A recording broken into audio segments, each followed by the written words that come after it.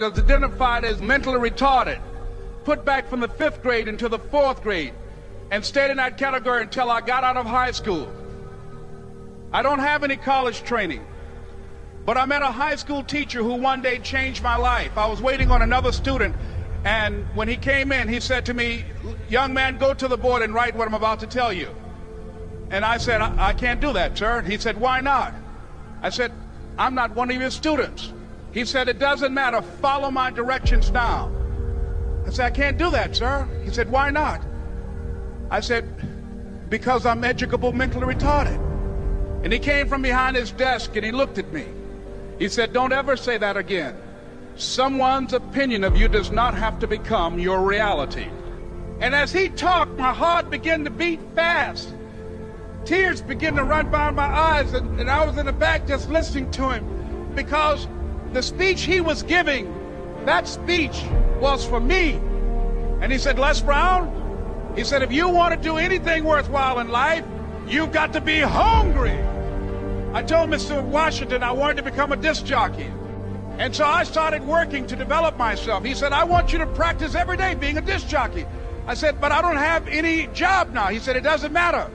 He said that it's better to be prepared for an opportunity and not have one than to have an opportunity and not be prepared.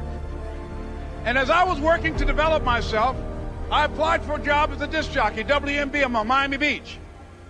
I went to a guy named Milton Butterball. I said, "How you doing, Mr. Butterball? I'd like to get a job as a disc jockey." He looked at me, he said, "You have any broadcast background?" I said, "No, sir, I don't." "You have any journalism background?" I said, "No, sir, I don't." He said, "We don't have any jobs available." I said, "Yes, sir."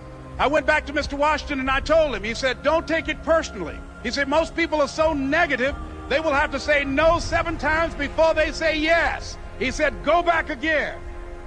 So I went back again. I said, "How you doing, Mr. Butterball? My name is Les Brown." He said, "I know what your name is. What do you want?"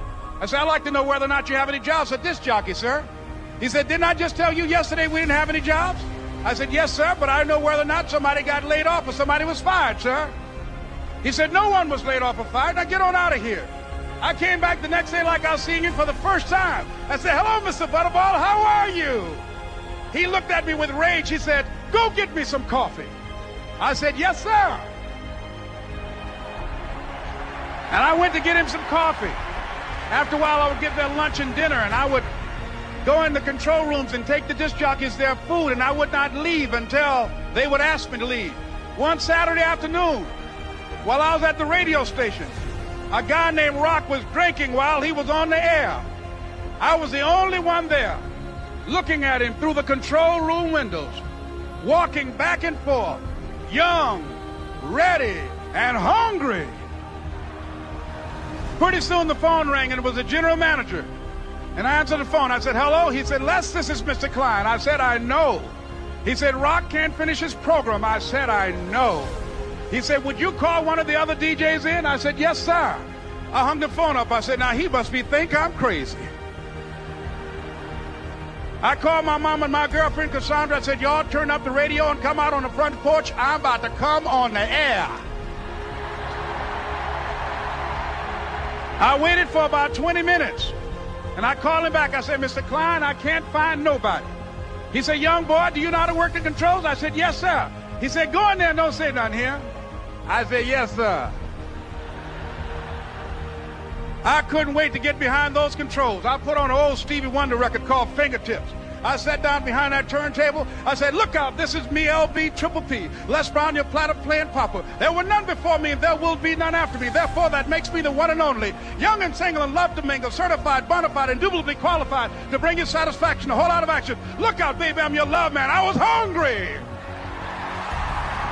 I was hungry. You got to be hungry. Begin to know that you have greatness within you.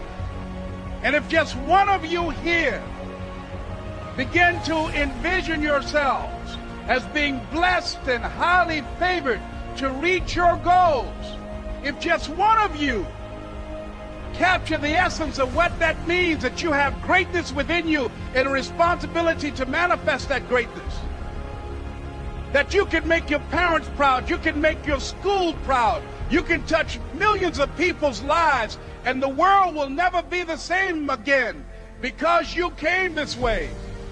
It was hard, ladies and gentlemen, coming to speak to people. And I was facing financial difficulties in my own life. I was behind on my bills and my dreams, and I'm saying to them, you can live your dream. It was hard, ladies and gentlemen.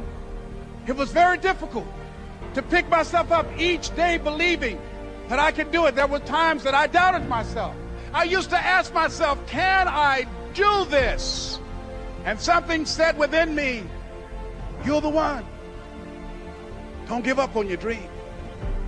By continuing to push forward, by continuing to run toward my dream, that one day I would have my own talk show. It's a long shot, ladies and gentlemen, from Liberty City, an abandoned building on a floor, never knowing my mother or father. It's a long shot. Being here with you today in this dome in Atlanta, it's a long shot. No college training, labeled educable, mentally retarded, but I kept running toward my dream. Don't stop. Don't stop running